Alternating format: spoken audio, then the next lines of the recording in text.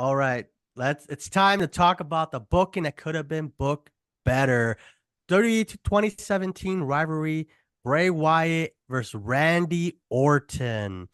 The first encounter was supposed to take place at Backlash, but due to Randy Orton's injury, he was unable to compete.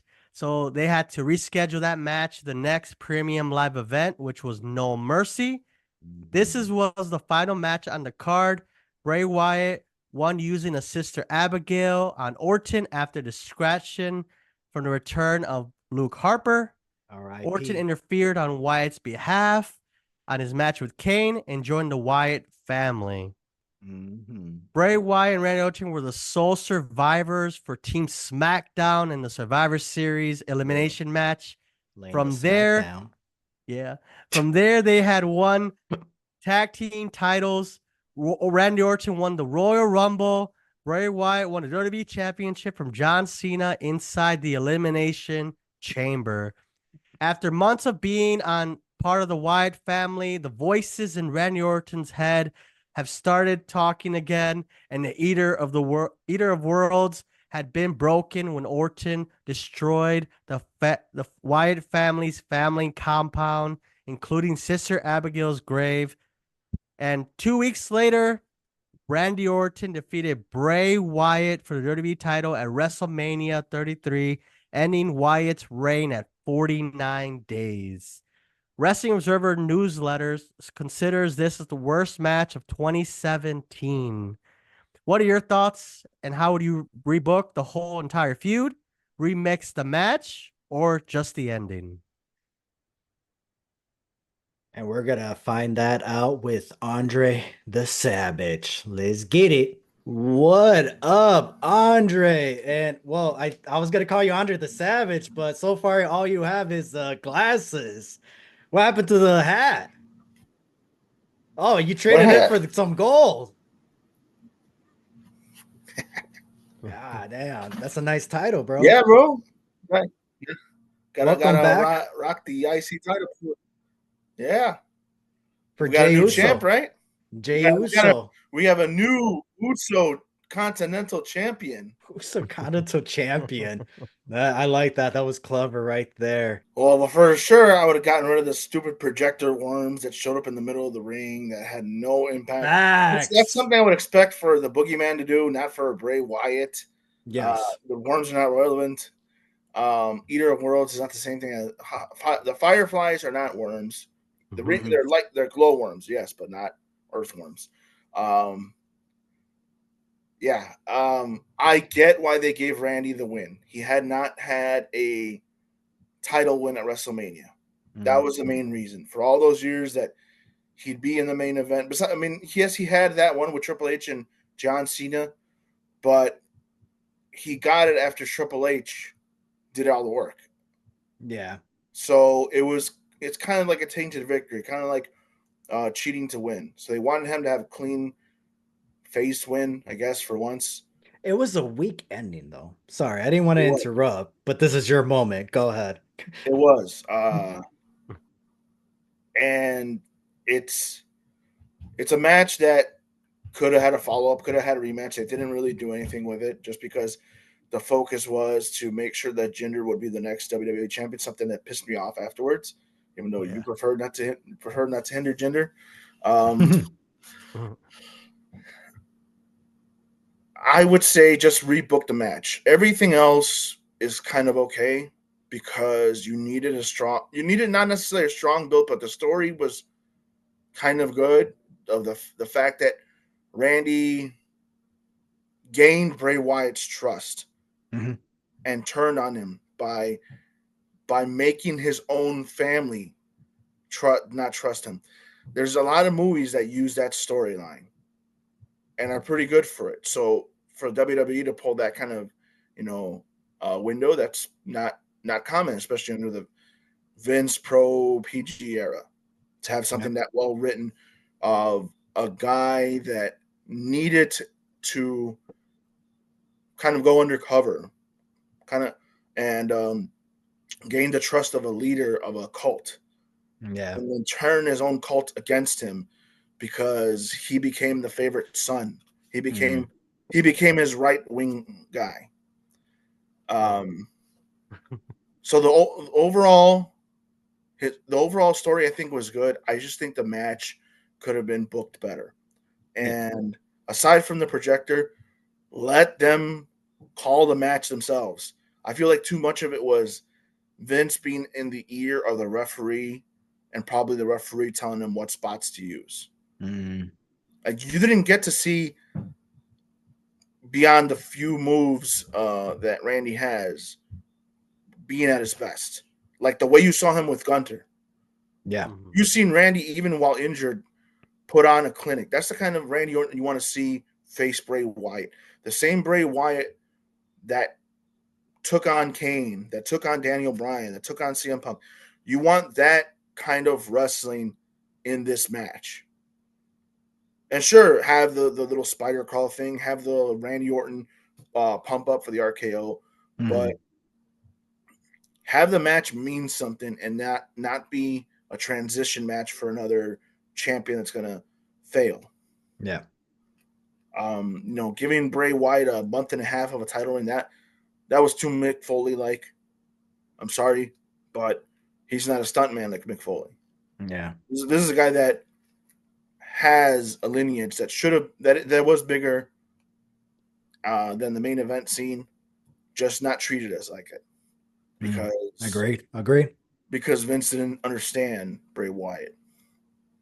So I would say just rebook the match, regardless if Randy wins or Bray wins. I get why they wanted to give Randy the momentum because maybe it'd be better. For your fantasy, for your booking and and this is Vince handed you this script, this match, saying you're in charge of this booking. How would you Well, then I would have to get rid of Jinder winning the title, at least further down the road, just because they're focused on the India thing.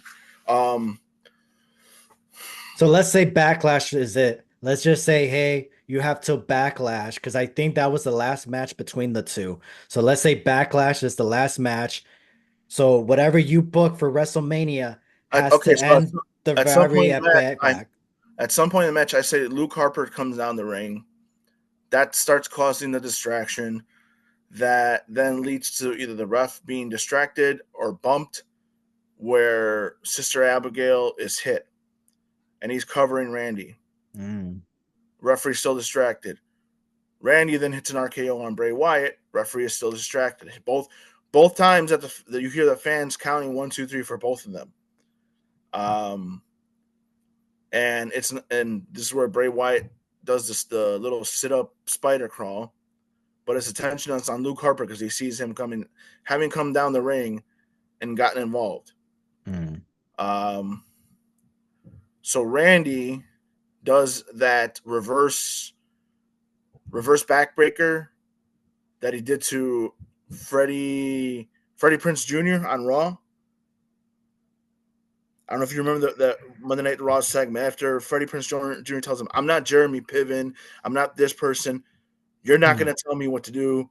So as he's about to leave the ring, Randy puts him in the headlock and hits him with a reverse. That one. Okay, yeah. Okay, so yes. That's what he does to Bray as Bray is looking on to Luke Harper.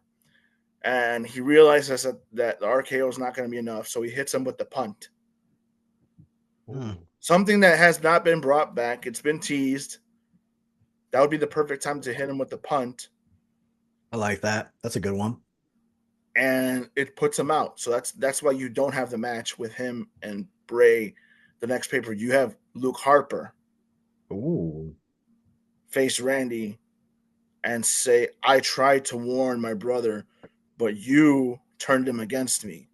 Now you're going to face me and my other brother." And he brings it back Eric Rowan. Damn. So instead of waiting the whole crap for however long we have to wait for them to be reunited, you reunite them that night. Friday night or the Raw after WrestleMania. And it works out because it's payback. Yep. And Ever likes that. Ever likes when you use the pay-per-view theme as a meaning. It doesn't have to be the whole entire. It's just it has to be you know, like when it comes to movies where it's like, they said the title of the movie, you have to give a meaning to it. It's like, So why'd you call it this? Randy has a title, and they say, but you forgot we have another brother, Ooh. Braun Strowman Oh, damn. versus Randy. Damn. Now, of course, you have a good match between him and Randy. You know, the typical giant versus strong face. And Randy has to resort to the referee being distracted, hits Braun with the low blow, hits him with the RKO, and punts him and puts him on the shelf. I like that. Until the lights go out, and this is when you debut the Fiend. Hmm. Damn. But did he? I mean, for your fantasy booking, sure. But I like that. For your fantasy booking, awesome. Not taking it away. But I have a serious question. Did Bray Wyatt even had the Fiend in mind at that time? No, because he was getting paired at that time after he started getting paired with Matt Hardy. Yeah. No, but I'm just saying, did he even had the vision of the Fiend yet? Because if so, then yes. You know, I mean, I like that concept. That is a great Because idea. if you do it then you avoid having the whole year of you had the one match with Bray and Matt, and then they just became buddies afterwards. Yeah, that's what ruined It was everything. just so that they can be tag team champions, and nothing really came up from it. No. Because if you remember afterwards, before the Fiend actually debuted, Bray Wyatt started getting pissed off with men who hide behind a mask or color. And he started taking out he started taking out Goldust. He started taking out Finn. He started taking out all these guys before he eventually debuted the Fiend on Mick Foley. Damn. Yeah, because remember, I believe uh the Fiend was supposed to have a feud with Cody Rhodes last year, if I'm not mistaken. It was supposed to be a quick feud or something like that. Just to lead up to Survivor Series, just for Cody to do, because remember, he wasn't never supposed to team up with Jay. Um, so but I like that. You got anything else to add to your rebooking for that match? Yeah, the Fiend gets his win back. The Fiend. So The the Fiend whole gets the win title. again. Yeah. Regardless of the title at that point, the Fiend gets the win that he should have gotten at WrestleMania 21. Not a fucking clean loss to Randy. Mm. Wait, 21, the year. Or sorry, Yeah. yeah, 2021. Yeah. Well, Yeah. remember because then stopped counting because anytime you added a number to WrestleMania, it means he got older. So I like that. That's why WrestleMania 31 is called WrestleMania Press Play. Press play. I didn't even knew that. That's funny.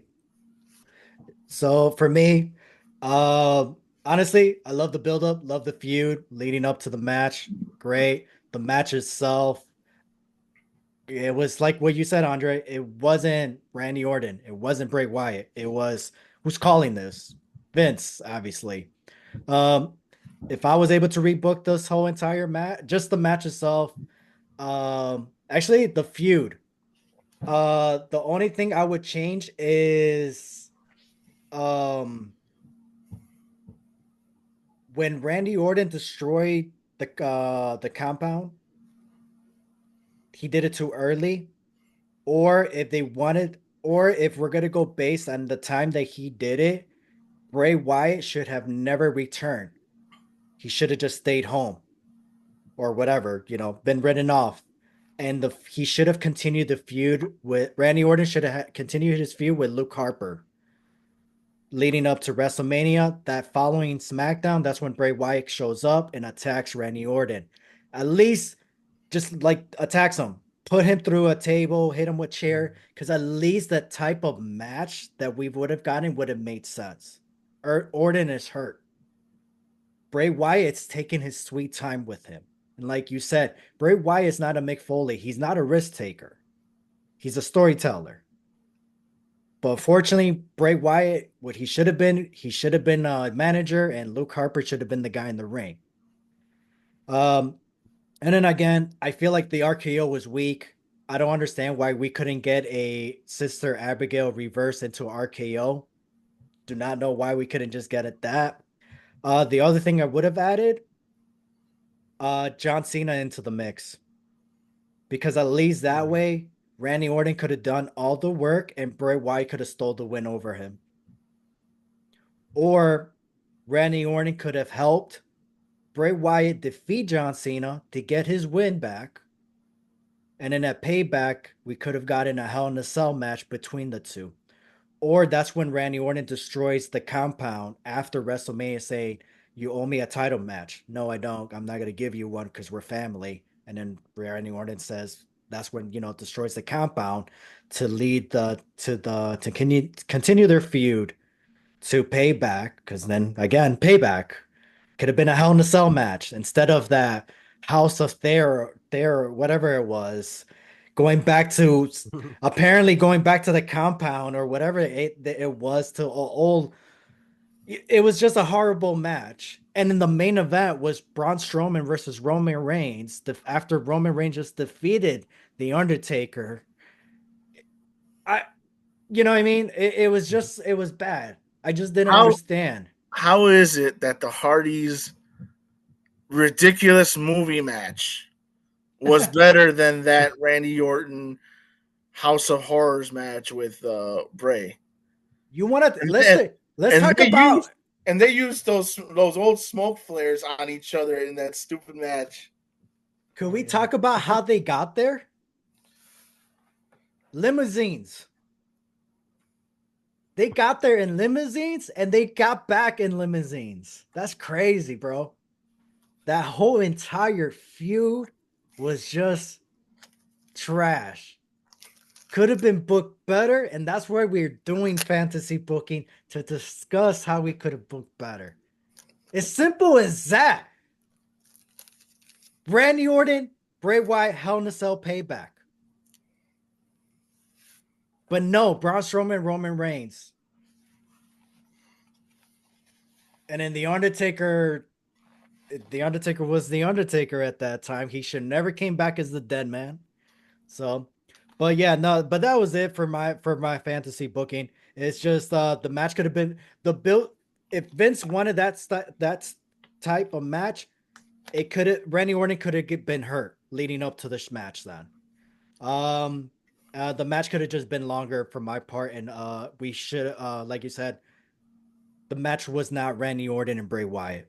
It could have been. They just, bro, you I don't know who. It seemed to me was Vince was like, Bray, it's either you get the story or you get the match. You can't have both.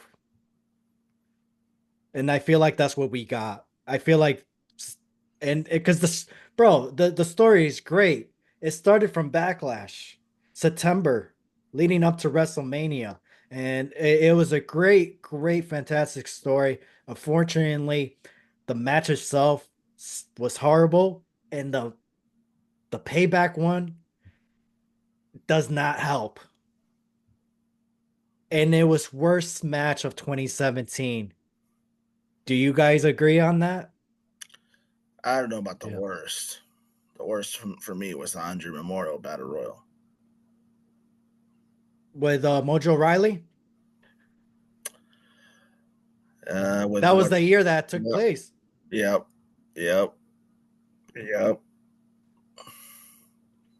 Whew. Well, Ever, you got no more any thoughts before we move on to the next to the next? I kind of started there. No, actually, you know what? You know what was the worst match actually of 2017? Which one?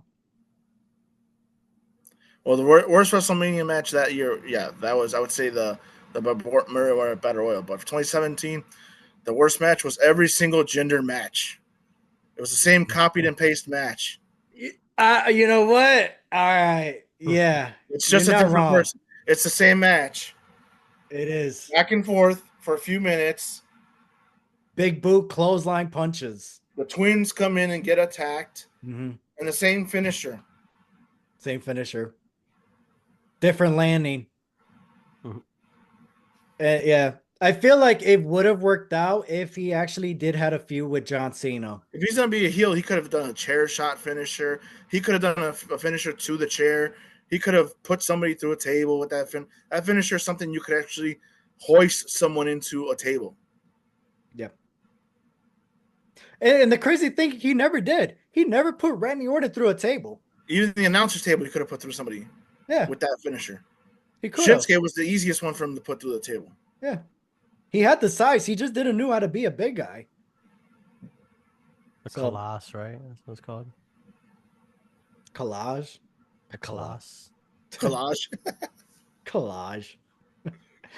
All right. Well, I want to take this time to let everybody know that IAN is who I am. Like and subscribe. And if you're listening to us on Spotify and Apple Podcasts, hit that follow button. You're listening to New Entry Wrestling Podcast. But Andre, welcome back. How you been, bro?